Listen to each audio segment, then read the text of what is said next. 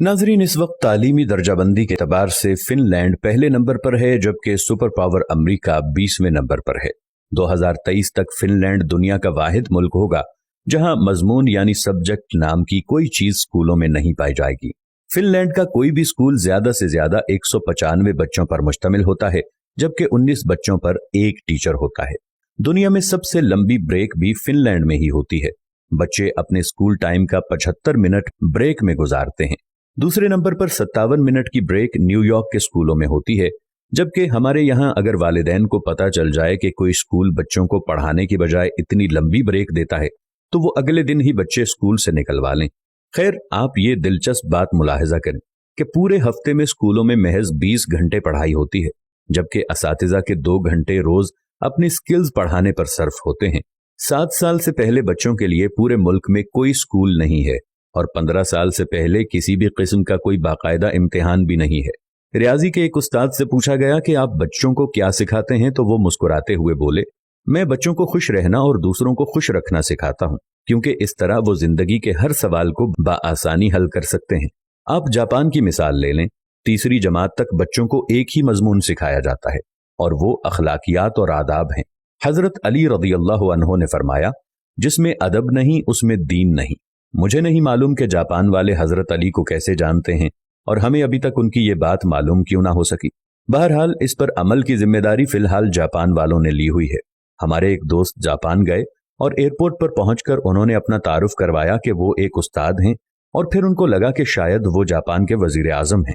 अशफाक अहमद साहिब मरहूम को एक दफा इटली में अदालत जाना पड़ा और उन्होंने भी अपना तारुफ करवाया कि मैं उस्ताद हूं। वो लिखते हैं कि जज समेत कोर्ट में मौजूद तमाम लोग अपनी नशिस्तों से खड़े हो गए।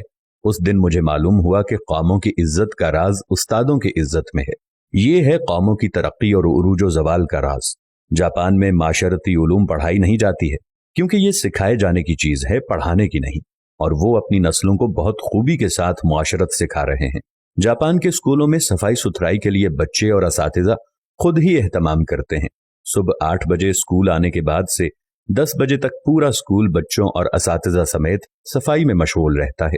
दूसरी तरफ आप हमारा तालीमी निज़ाम मुलाहजा कीजिए, जो सिर्फ नकल और छपाई पर मुश्तमिल है। हमारे बच्चे पब्लिशर्स बन चुके हैं। आप तमाशा देखें, जो किताब में लिखा होता है असातिज़ा उसी को बोर्ड पर नकल करते हैं, बच्चे दोबारा उसी को कॉपी पर छाप देते हैं। असातिज़ा इसी नकलशुदा और छपे हुए मवाद को इम्तिहान में देते हैं, खुद ही अहम सवालों पर निशानात लगवाते हैं और खुद ही पेपर बनाते हैं और खुद ही इसको चेक करके खुद नंबर भी देते हैं। बच्चे के पास या फेल होने का फैसला भी खुद ही सादिर कर देते हैं और माँ बाप इस नतीजे पर तालियां बजा बजाकर बच्चों के ज़हीन और काबिल होने के गुण गाते रहते हैं। जिनके बच्चे फेल हो जाते हैं वो इस नतीजे पर अफसोस करते रहते हैं और अपने बच्चों को कूड़ मगज और कुंद जहन का ताना देते रहते हैं। हम 13-14 साल तक बच्चों को कतार में खड़ा कर करके असेंबली करवाते हैं और वो स्कूल से फारिग होते ही कतार को तोड़कर अपना काम करवाते हैं। जो जितने बड़े स्कूल से पढ़ा होता है, कतार को रौंदते हुए सबसे पहले अपना काम करवाने का हुनर जानता है। तालिबे इल्मों का स्कूल में सारा वक्त साइंस रटते गुजरता है और आपको पूरे मुल्क में कोई साइंसदान नामी चीज नजर नहीं आएगी, क्योंकि बदकिस्मती से साइंस सीखने की और खुद तजर्बा करने की चीज है और हम इसे भी रट्टा लगवाते हैं।